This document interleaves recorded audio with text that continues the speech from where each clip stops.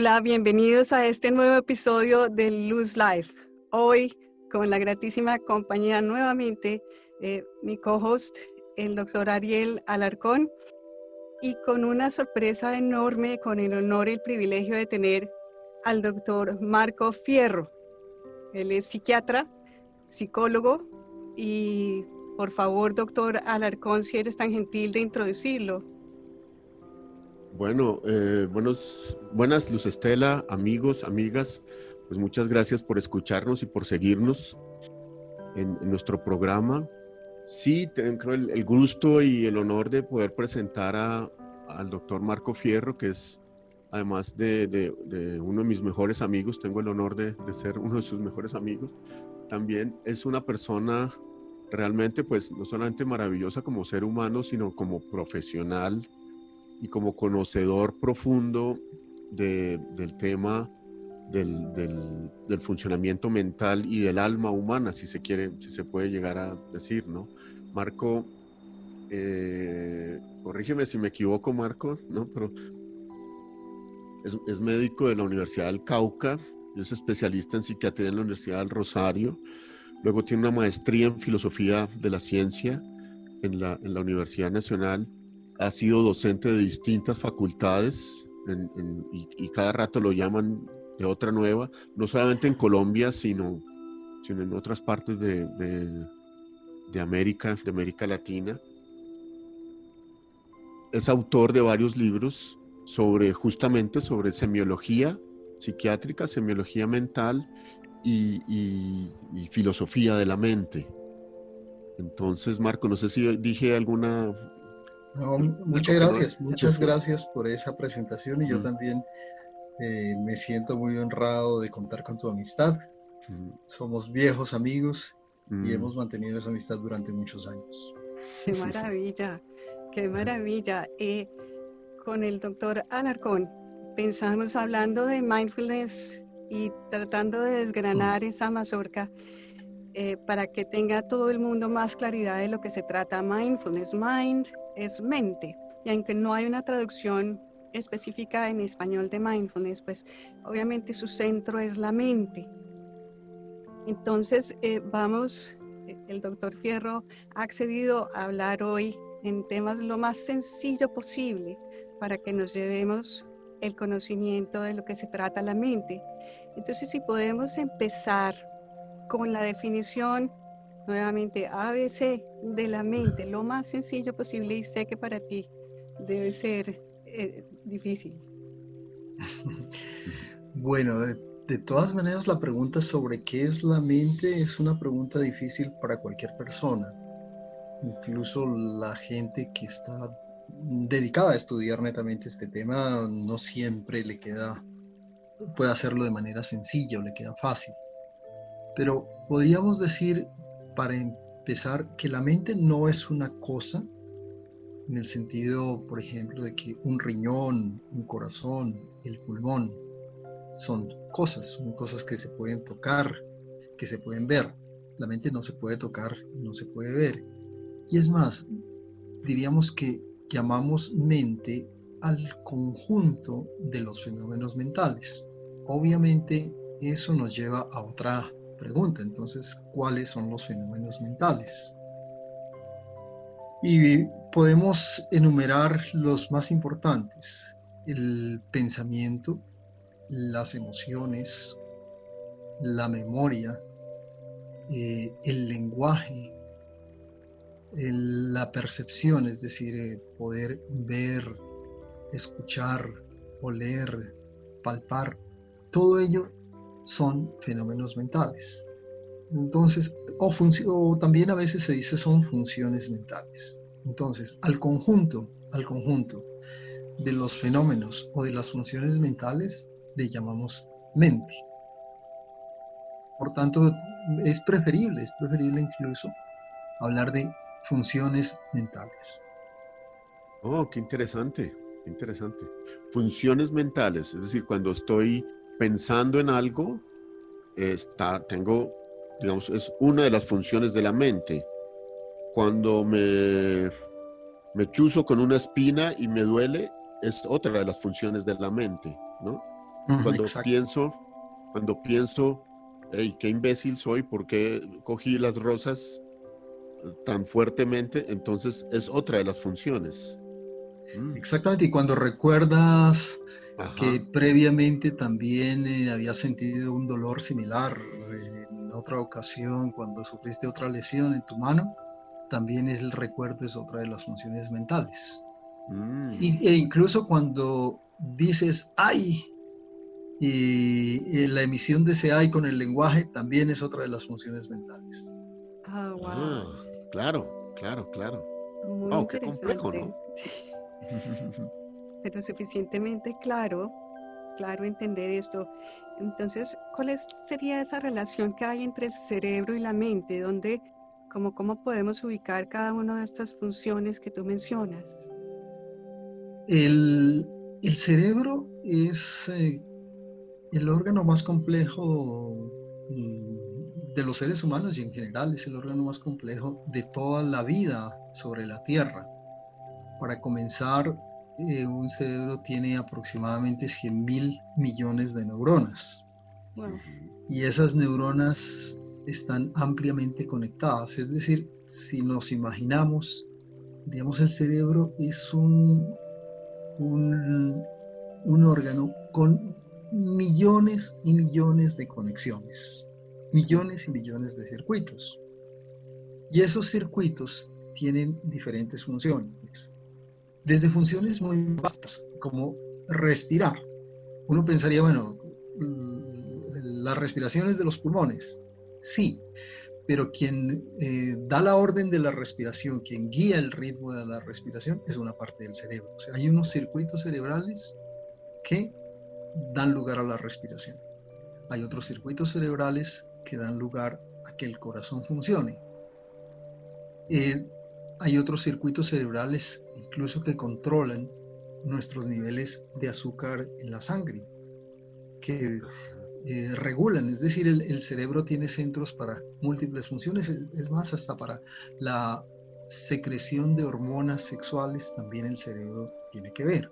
Entonces diríamos, el cerebro tiene circuitos que dan lugar a múltiples actividades en el cuerpo.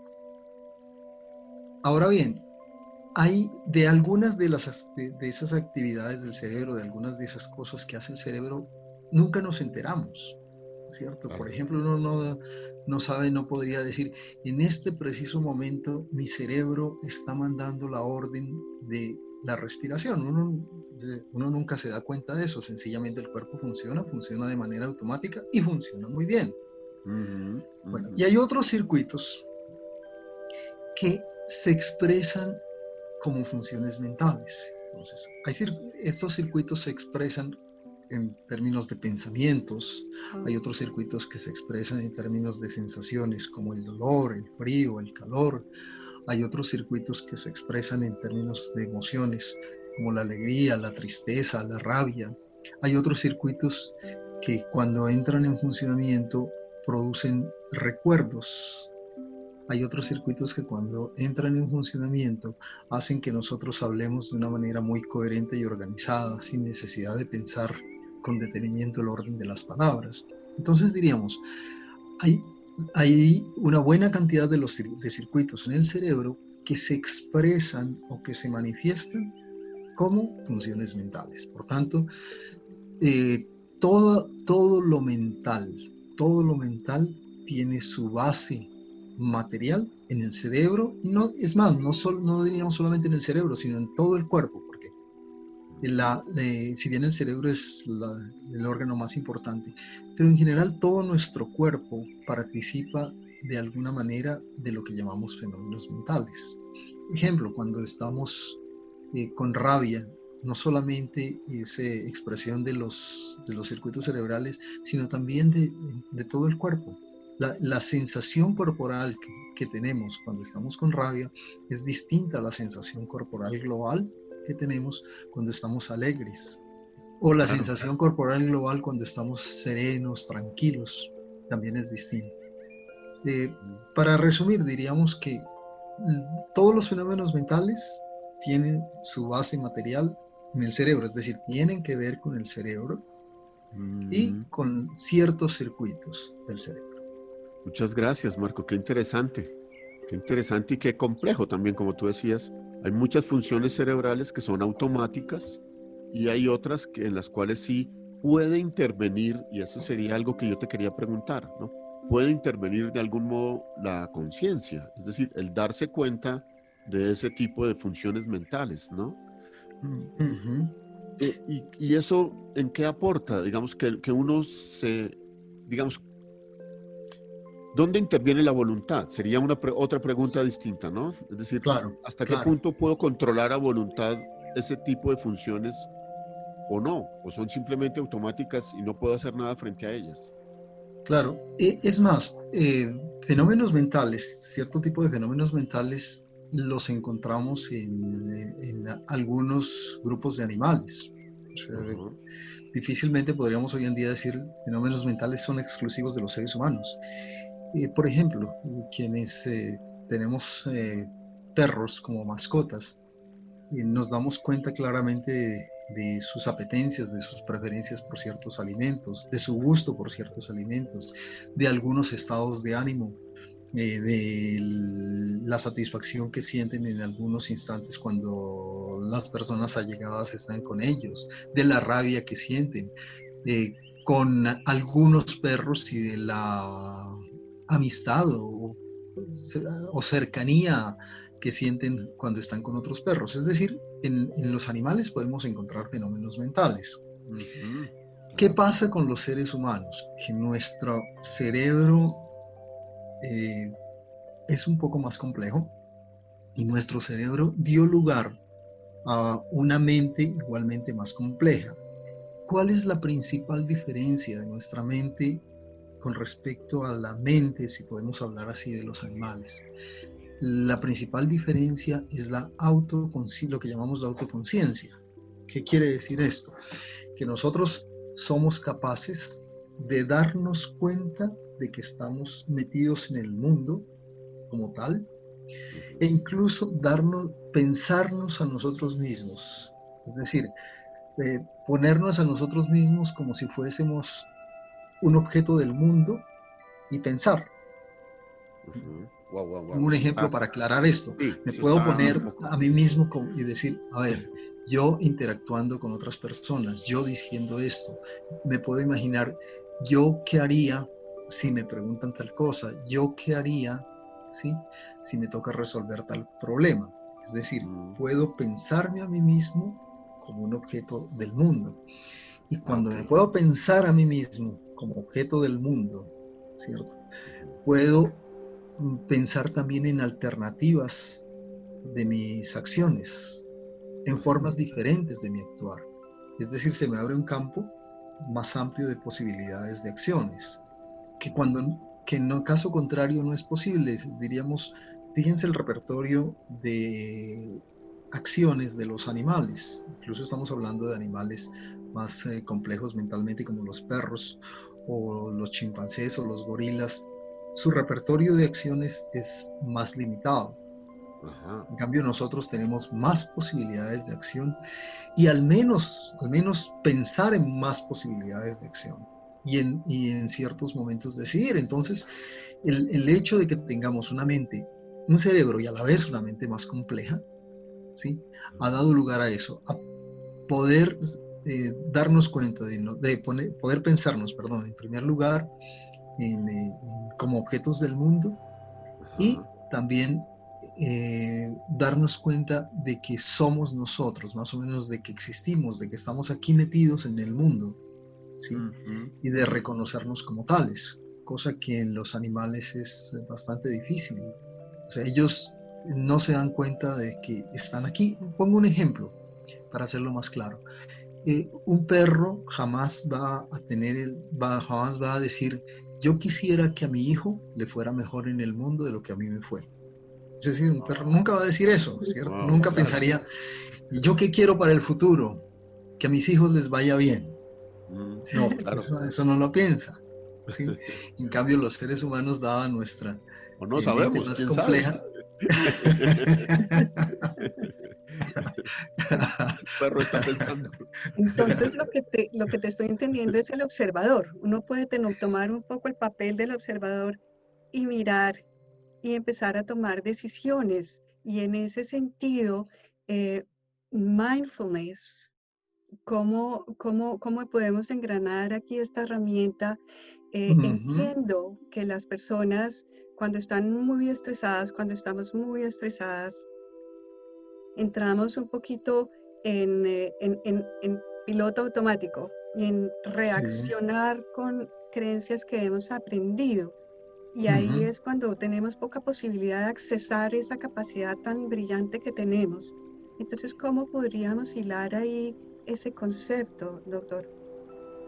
Eh, Creo que la palabra que usted ha usado es más apropiada, incluso más clara, ser observador de uno mismo. Ajá. Exactamente, creo que es, yo decía, verse a sí mismo como objeto del mundo, quizás lo decimos de la misma manera, pero su expresión es más clara, o sea, es ser observador, poder ser observador de sí mismo. Al poder ser observador de sí mismo, también puedo pensar sobre mí mismo, reflexionar sobre mí mismo y utilizar precisamente esas herramientas para salirme un poco de esa parte automática, ¿sí? Ujú. Y si ya relacionamos esta capacidad con mindfulness, diríamos mindfulness está utilizando precisamente la autoconciencia con una finalidad en este caso, con una finalidad terapéutica, con una finalidad de modificar ciertos estados mentales que puedan causar incomodidad, sufrimiento, malestar y hacerlos distintos. Entonces es el uso de esa capacidad de observarse a sí mismo, de pensar sobre sí mismo, de reflexionar sobre sí mismo y de hacer ciertas cosas que puedan modificar eh, esa, esa parte automática que nosotros tenemos. Porque si bien tenemos la autoconciencia, pero no por eso esa otra parte automática, diríamos, ha desaparecido. Nosotros, la parte automática sigue siendo muy, muy grande, Sí, eminentemente grande sí, sí. Muy poderosa, ¿no? y poderosa.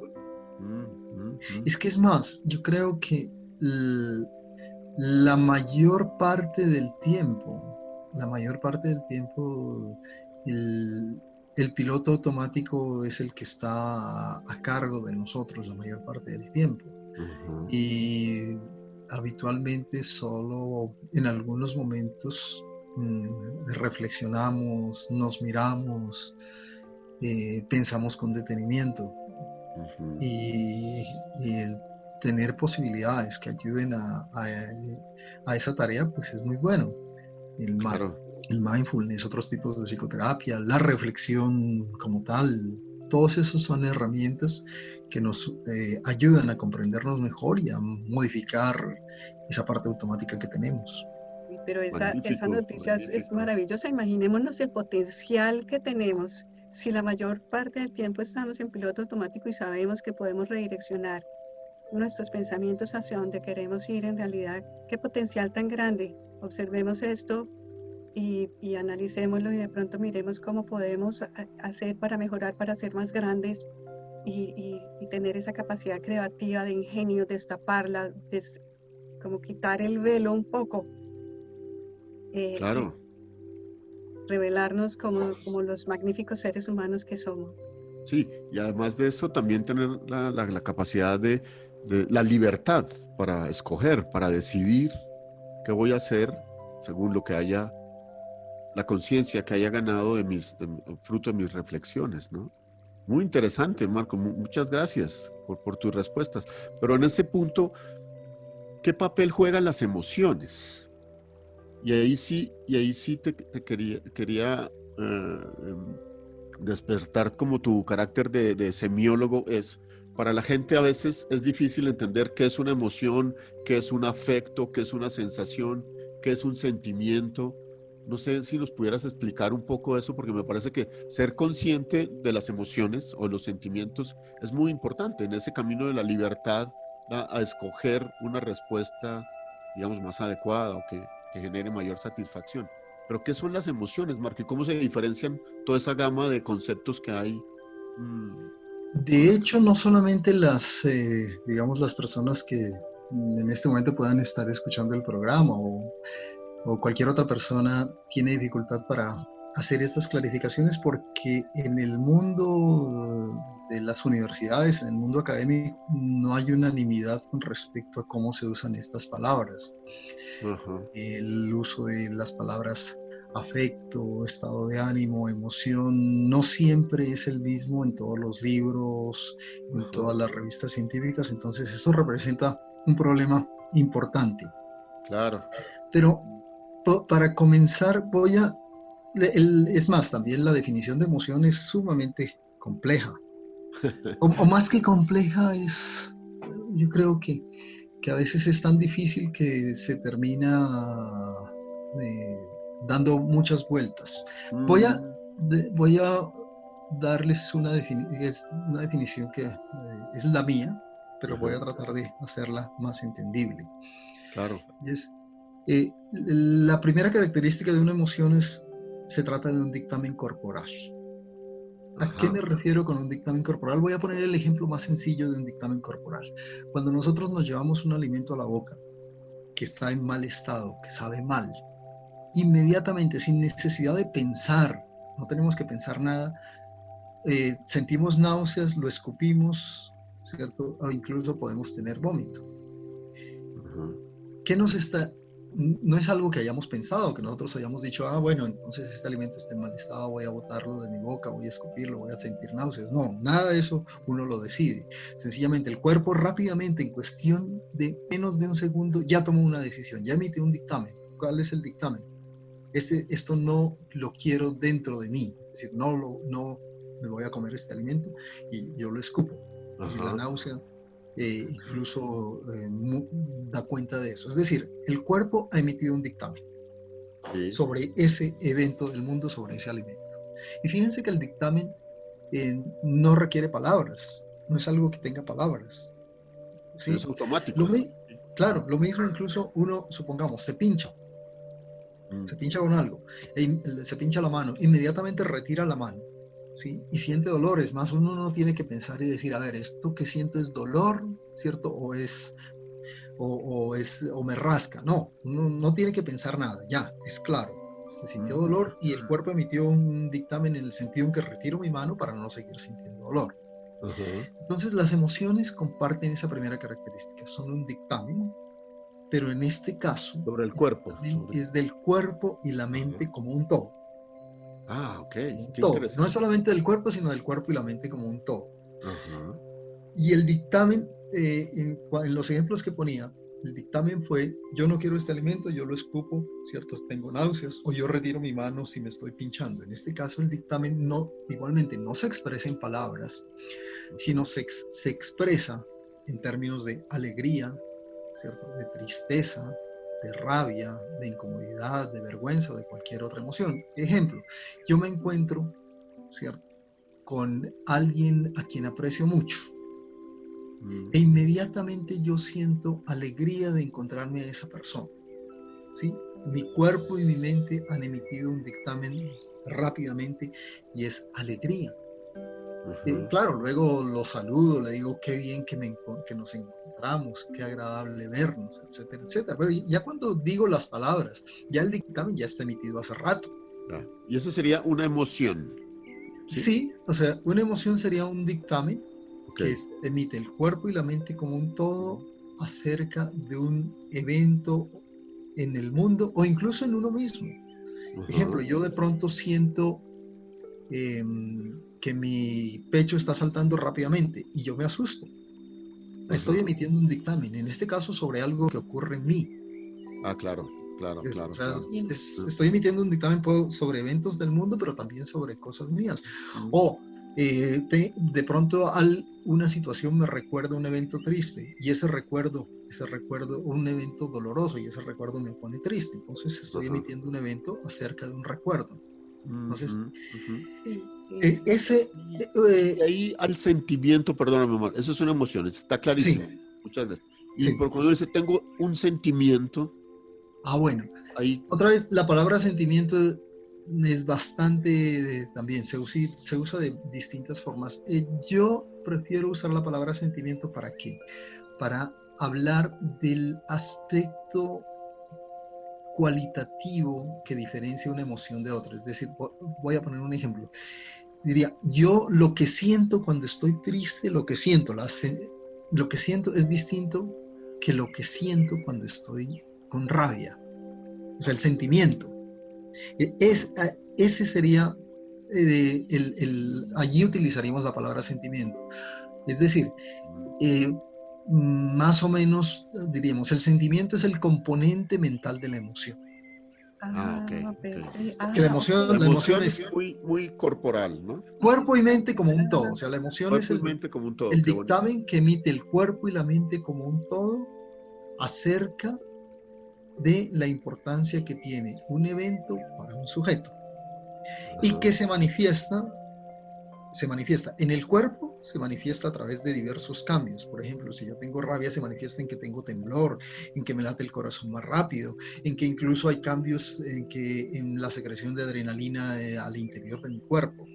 Se manifiesta también en que si tengo rabia, se manifiesta en esa sensación especial de la rabia, que sería el sentimiento. Ajá. ¿Cierto? ¿Y se manifiesta en qué?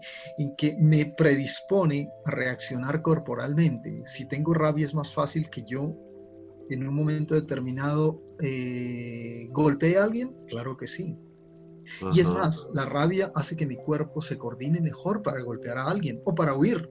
Claro, claro. Entonces, podemos completar esa definición de emoción en el sentido de que es el dictamen que emite el cuerpo y la mente como un todo acerca de la importancia que tiene un acontecimiento para un sujeto y que se manifiesta en términos mentales como un sentimiento, se manifiesta también en términos corporales y nos predispone a actuar de determinada forma. Entonces, esa es mi definición de emoción. Pero hoy en día la palabra emoción y afecto se utilizan casi como sinónimos, de tal manera que uno diría, bueno, para no enredarnos la vida, utilicémoslos como sinónimos, afecto y emoción. En términos ya de los libros científicos se discutan las diferencias, pero podríamos utilizarlos como sinónimos, como iguales. Pues excelente esa aclaración, es la expresión que hay en el cuerpo y la mente. Es como energía, yo podría decir que es una carga energética que yo siento que me hace sentir de una forma u otra. Yo no, en mi explicación no utilizo la palabra energía. Pienso que es parte de las funciones mentales, de que nosotros, así como estamos diseñados para responder con náusea, con vómito ante alimentos que no son buenos para nosotros, ¿cierto? También estamos diseñados por la evolución, estamos diseñados por la naturaleza para responder con emociones. Entonces, yo diría más que energía, yo utilizo la palabra, les decía, no utilizo la palabra energía dentro de mis explicaciones, pero yo diría más, la evolución nos ha diseñado así. Somos producto de la evolución y las emociones son producto de la evolución y dan lugar a que rápidamente emitamos dictámenes acerca de cosas del mundo o de lo que nos ocurre a nosotros. Excelente la aclaración. Mire, es increíble cómo se va pasando el tiempo con estos temas tan amenos, con esta conversación tan agradable y tan beneficiosa. Si pudieras, como de pronto última pregunta, y si de pronto cabe otra o menos la metemos, pero ¿por qué es importante identificar las emociones y dejarlas salir, dejarlas aflorar para tener mejor salud mental y para poder llegar a ese espacio que tú llamas del observador?